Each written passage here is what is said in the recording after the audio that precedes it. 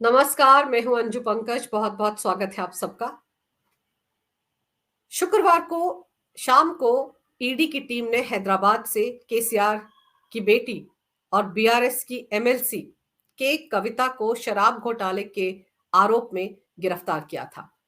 देर रात ईडी की टीम के कविता को लेकर दिल्ली आ गई थी और शनिवार को राउज एवेन्यू कोर्ट में विशेष जज जस्टिस नागपाल की अदालत में के कविता को पेश किया गया। वहां पर जो बहस हुई उसके बारे में आपको बताती हूं। जो के कविता के वकील हैं उनकी तरफ से कहा गया कि के कविता को अवैध तरीके से ईडी ने गिरफ्तार किया है क्योंकि इस मामले में कोई दंडात्मक कार्रवाई के कविता के खिलाफ ना हो, इसको लेकर सुप्रीम कोर्ट में उन्होंने याचिका दायर की है जिस पर सुनवाई हो रही है और अभी 19 मार्च को अगली सुनवाई होनी है। इसलिए ये जो गिरफ्तारी की है ईडी की टीम ने, ये दंडात्मक कार्रवाई के दायरे में आती है।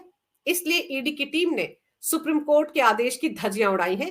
ये आरोप के कविता के वकीलों की तरफ से अदालत में ईडी पर लगाए गए। हालांकि ईडी की तरफ से क्या सफाई दी गई वो भी आपको दिखाती हूं। ईडी की तरफ से कहा गया कि उन्होंने सुप्रीम कोर्ट समेत किसी भी अदालत में ऐसा कोई बयान नहीं दिया है कि कविता के खिलाफ कोई दंडात्मक कार्रवाई नहीं की जाएगी। ईडी ने अदालत को यह भी बताया कि दिल्ली सरकार की आबकारी पॉलिसी से जुड़े मनी लॉन्ड्रिंग मामले में उनके पास के कविता के खिलाफ पुख्ता सबूत हैं। इसके अलावा उन्होंने और किन किन सबूतों का जिक्र किया कोर्ट में वो भी आपको दिखाती हूं। ईडी ने के कविता के मामले में सबूतों को नष्ट करने का भी आरोप लगाया कोर्ट में। साथ ही कहा, हमने कविता से आमना सामना कराने के लिए कई गवाहों को तलब किया है। इसके अलावा हमने डिजिटल डेटा निकालने के लिए उनके पति और नौकर को सोमवार को तलब किया है। हम 2 अन्य व्यक्तियों को भी तलब कर रहे हैं जिन्होंने के कविता का नाम लिया है। तो ईडी की तैयारी पुख्ता है। ईडी के पास सबूत हैं कि कविता की शराब घोटाले में इन्वॉल्वमेंट को लेकर। के कविता के वकील भले कहते रहे कि ये अवैध गिरफ्तारी है, हो सकता है कल को वो ये आरोप भी लगाएं कि अवैध तरीके से जस्टिस नागपाल ने के कविता की कस्टडी ईडी को दे दी, लेकिन ईडी सबूतों के आधार पर अपना काम कर रही है। ईडी किसी जल्दबाजी में नहीं रहती है। ईडी का काम करने का तरीका यही है कि ईडी पहले सबूत इकट्ठा करती है, फिर आरोपी पर हाथ डालती है। और जो आरोप ईडी की टीम पर के कविता लगा रही हैं कि अवैध गिरफ्तारी है उनकी, बिल्कुल ऐसे आरोप पिछले साल 4 अक्टूबर को आम आदमी पार्टी के सांसद जब गिरफ्तार हुए थे संजय सिंह, उन्होंने भी इसी तरह के आरोप दिल्ली हाई कोर्ट में ईडी की टीम पर लगाए थे। उन्होंने भी कहा था कि उनकी गिरफ्तारी अवैध है क्योंकि उन्हें तो पहले कभी नोटिस भी नहीं भेजा गया, उनका तो नाम किसी चार्जशीट में भी नहीं था, तो उन्हें गैर कानूनी तरीके से गिरफ्तार किया गया और जस्टिस नागपाल की अदालत ने गैर कानूनी तरीके से उनकी कस्टडी ईडी को सौंप दी। ये आरोप उन्होंने दिल्ली हाईकोर्ट में लगाए थे। और फिर जब वहां पर सबूत रखे गए ईडी की तरफ से, तो उन सबूतों को देखने के बाद दिल्ली हाईकोर्ट ने क्या कहा था? दिल्ली हाईकोर्ट ने कहा था कि प्रथम दृष्टया जो सबूत ईडी की टीम द्वारा उनके सामने रखे गए हैं संजय सिंह को लेकर, वो पुख्ता हैं और उन्हें देखकर साफ लग रहा है कि शराब घोटाले में संजय सिंह की भूमिका है, उससे इनकार नहीं किया जा सकता। इसलिए ना उनकी गिरफ्तारी अवैध है, ना उनकी कस्टडी अवैध है। अब अगर के कविता के वकील कह रहे हैं कि ये गिरफ्तारी अवैध है, तो उन्हें भी दिल्ली हाई कोर्ट या सुप्रीम कोर्ट का दरवाजा खटखटा लेना चाहिए इस बारे में। सुप्रीम कोर्ट में तो वैसे भी उनका मामला चल रहा है, तो चाहे तो दिल्ली हाई कोर्ट का दरवाजा खटखटा सकती हैं, क्योंकि वहां पर उनके सामने नजीर तो है ही संजय सिंह के मामले की। इसलिए वो सिर्फ बोल रही हैं कि अवैध है उनकी गिरफ्तारी, लेकिन किसी अदालत में वो नहीं जाएंगी। उसकी सबसे बड़ी वजह यह है कि ईडी ने पहले भी उनसे पूछताछ की थी, सीबीआई ने भी उनसे पूछताछ की थी, लेकिन पिछले 2-3 सम्मन जो ईडी के थे उन्हें नजरअंदाज किया था के कविता ने। उनके खिलाफ के कविता सुप्रीम कोर्ट चली गई थी और सुप्रीम कोर्ट ने इस मामले पर सुनवाई करते हुए गुरुवार को यह भी कहा था कि वो बार बार इस तरह से ईडी के सम्मन पर के कविता को राहत नहीं दे सकते। ये बहुत बड़ा इशारा था ईडी के लिए, क्योंकि ईडी के सम्मन्स को चैलेंज करने का एक चलन सा बन गया है। तमिलनाडु वाला मामला भी सुप्रीम कोर्ट में हुआ था। और अभी हाल ही में आम आदमी पार्टी के एक और नेता हैं, विधायक ओखला से अमानतुल्लाह खान। वक्फ बोर्ड में धांधली का आरोप उन पर है। ईडी उन्हें भी सम्मन भेज रही है, लेकिन वो ईडी के सम्मन के खिलाफ अग्रिम जमानत के लिए दिल्ली हाईकोर्ट पहुंच गए थे। उन्हें भी मुंह की खानी पड़ी है। कोर्ट ने साफ साफ कहा है, चाहे दिल्ली हाईकोर्ट हो या सुप्रीम कोर्ट हो, साफ साफ कहा है कि ईडी के सम्मन को चैलेंज नहीं किया जा सकता। ईडी अगर किसी मामले में देश के किसी शख्स को पूछताछ के लिए बुला रही है, तो कर्तव्य है उस शख्स का कि वो ईडी के सामने पेश हो और जांच पड़ताल में मदद करे। तो अगर के कविता, उनके पास ऑप्शन है दिल्ली हाई कोर्ट जाने का, सुप्रीम कोर्ट जाने का, लेकिन वो भी जानती हैं कि उन्हें किस तरह की राहत वहां मिलेगी। और फिर दिलचस्प यह है कि के कविता के बारे में ये जो जानकारी दी गई है ईडी की तरफ से कि उनके पति और नौकर को तलब किया गया है क्योंकि उन्होंने सबूत नष्ट करने में मदद की है के कविता की। दोनों ने डिजिटल डाटा जो था उसे नष्ट किया है और सोमवार को उन्हें पूछताछ के लिए बुलाया गया है। जाहिर सी बात है कि कविता का उनसे भी आमना सामना करवाया जा सकता है ईडी की टीम के सामने। और ईडी ने कहा है कि उन्होंने और भी बहुत से ऐसे गवाहों को बुलाया है जिन्होंने के कविता का नाम लिया है। तो उन गवाहों में राघव रेड्डी का नाम हो सकता है जो सरकारी गवाह बन गए हैं ईडी के लिए, और उन गवाहों में दिनेश अरोड़ा भी है क्योंकि दिनेश अरोड़ा भी ईडी के लिए सरकारी गवाह बन चुका है। उसके सामने विजय नायर ने ये सारी डील्स की हैं क्योंकि विजय नायर ही था जो पैसे का सारा लेन देन करता था और संजय सिंह ने विजय नायर के साथ दिनेश अरोड़ा को भी लगा रखा था। विजय नायर तय करता था कि कहां से पैसा लाना है और ये दिनेश अरोड़ा पैसा लेने के लिए जाता था। ये सारा खुलासा वो ईडी के सामने कर चुका है। सरकारी गवाह बनने के बाद उसने सारी जानकारी ईडी को दी है। दिनेश अरोड़ा की गवाही के बाद ही, दिनेश अरोड़ा के बयान देने के बाद ही ईडी ने संजय सिंह को गिरफ्तार किया था। 3 अक्टूबर को दिनेश अरोड़ा ईडी के लिए सरकारी गवाह बना था और 4 अक्टूबर को संजय सिंह गिरफ्तार हो गए थे। और राघव रेड्डी जो वाईएसआर कांग्रेस के सांसद है, श्रीनिवासुलु रेड्डी, जिनका बहुत बड़ा शराब कारोबार है आंध्र प्रदेश, तेलंगाना और हैदराबाद में, उनके बेटे हैं राघव रेड्डी, वो भी ईडी के लिए सरकारी गवाह बन चुके हैं। श्रीनिवासुलु रेड्डी भी उसी साउथ लॉबी का हिस्सा है। उनके बारे में कहा जाता है कि उन्होंने तो दिल्ली में आकर केजरीवाल से मुलाकात भी की थी। तो राघव रेड्डी साउथ लॉबी के सारे राज जानता है और दिनेश अरोड़ा जो विजय नायर के साथ काम कर रहा था, विजय नायर उसे पैसा इकट्ठा करने के लिए भेजता था, उसे भी पैसे के लेन देन की सारी जानकारी है। तो ऐसे में राघव रेड्डी के कविता को लेकर सारे राज ईडी के सामने खोल चुका है, ये मानकर चलिए। और यही वो सारे गवाह हैं जिनके साथ ईडी अब चाहती है कि के कविता का आमना सामना करवाया जाए। इनके सामने बैठाकर ही अगले 7 दिन में के कविता से ईडी की टीम पूछताछ करेगी। और फिर अरविंद केजरीवाल, दिल्ली के कट्टर ईमानदार सीएम, जो लगातार ये कह रहे हैं कि शराब घोटाला नहीं हुआ है, हालांकि पिछले 3-4 दिन से उनकी इस बारे में बोलती बंद है। के कविता की गिरफ्तारी के बाद से वो सन्नाटे में है। वो यही कहते हैं ना कि शराब घोटाला हुआ नहीं और इनके पास कोई सबूत है ही नहीं शराब घोटाले के। तो यहां समझने वाली बात यह है कि अगर ईडी के पास के कविता के खिलाफ पुख्ता सबूत नहीं होते तो शनिवार को ही के कविता जस्टिस नागपाल की अदालत से बरी हो जाती।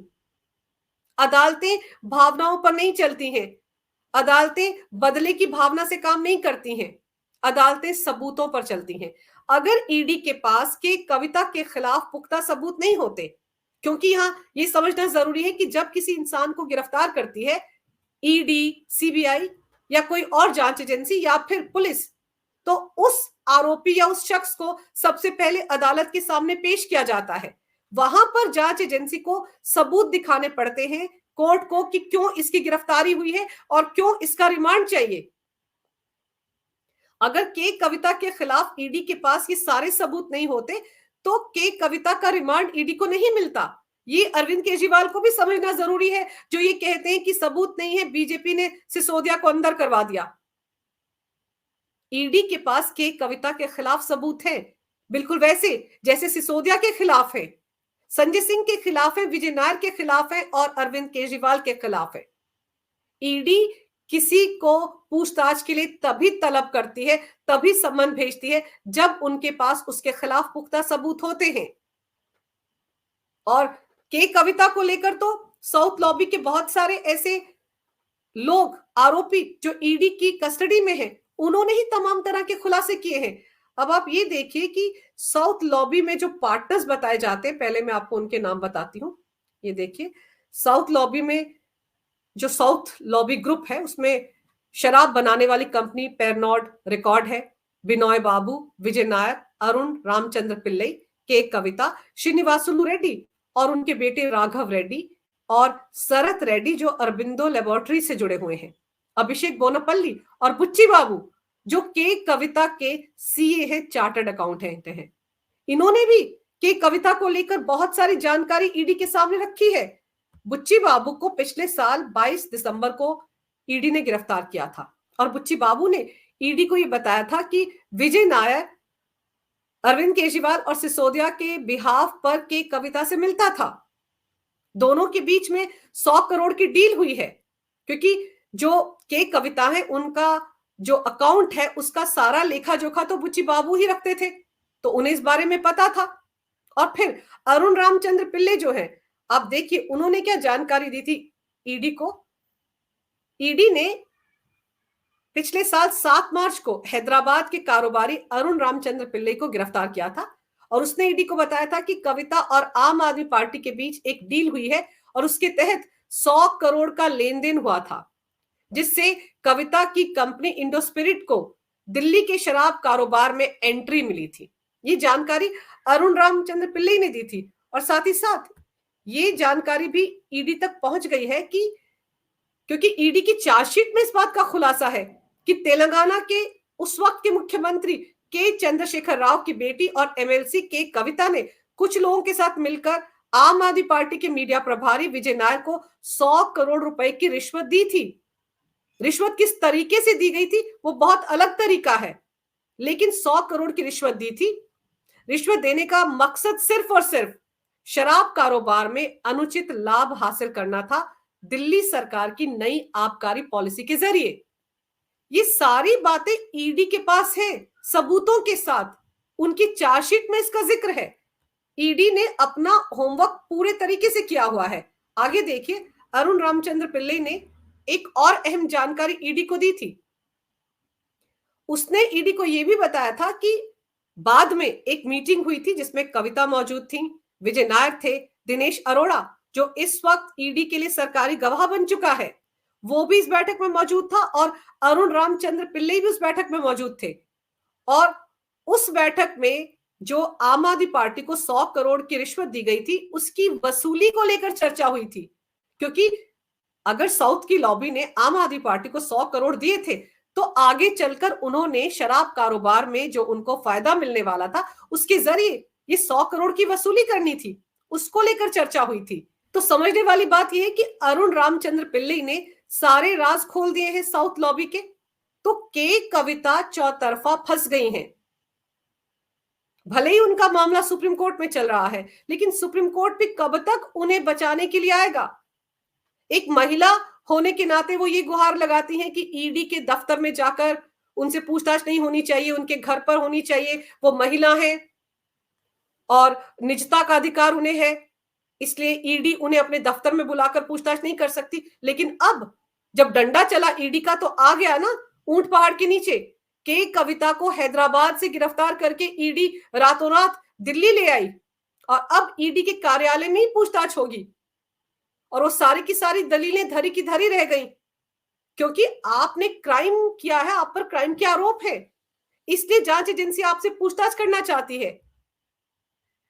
आराम से अगर के कविता ईडी के साथ कोऑपरेट करती तो शायद ये सब नहीं होता, लेकिन वो ईडी के समन्स को लगातार नकार रही थी और बार बार राहत ले रही थी सुप्रीम कोर्ट से। लेकिन अब सुप्रीम कोर्ट ने भी एक तरह से हाथ खड़े कर दिए हैं। 23 मार्च तक वो ईडी की कस्टडी में है, 7 दिन उनकी ग्रिलिंग होगी। इस दौरान और भी बहुत सारे राज खुलेंगे और फिर आप ये सोचिए कि मनीष सिसोदिया और अरविंद केजरीवाल एक तरफ, उनके नुमाइंदे के तौर पर विजय नायर साउथ लॉबी से मिलते थे, के कविता से मिलते थे। तो अब तो विजय नायर और सिसोदिया जेल में ही है। उन दोनों को लाकर भी ईडी की टीम के कविता के सामने बैठाकर पूछताछ कर सकती है। ईडी की टीम ने कहा है ना कि बहुत से गवाहों के सामने बैठाकर पूछताछ होगी, तो इन आरोपियों का भी आमना सामना करवाया जाएगा। चौथी महत्वपूर्ण कड़ी अरविंद केजरीवाल है। अरविंद केजरीवाल को शनिवार को जो राहत मिली है वो बिल्कुल अलग मामले में मिली है। ईडी की टीम दो बार मजिस्ट्रेट कोर्ट में गई थी शिकायत लेकर केजरीवाल की कि वो उनके सम्मन्स का जवाब नहीं दे रहे हैं, पूछताछ के लिए हाजिर नहीं हो रहे हैं। उन सम्मन्स के चलते, क्योंकि सेशंस कोर्ट में अरविंद केजरीवाल गए थे, शुक्रवार को राहत नहीं मिली, तो उनको हाजिर होना ही पड़ा मजिस्ट्रेट कोर्ट में। और मजिस्ट्रेट कोर्ट ने कहा कि या तो आप जमानत लीजिए या फिर अंदर जाइए। तो बेहतर यही था कि अरविंद केजरीवाल जमानत लेते। उन्होंने कुछ मुचलका भर के जमानत ले ली।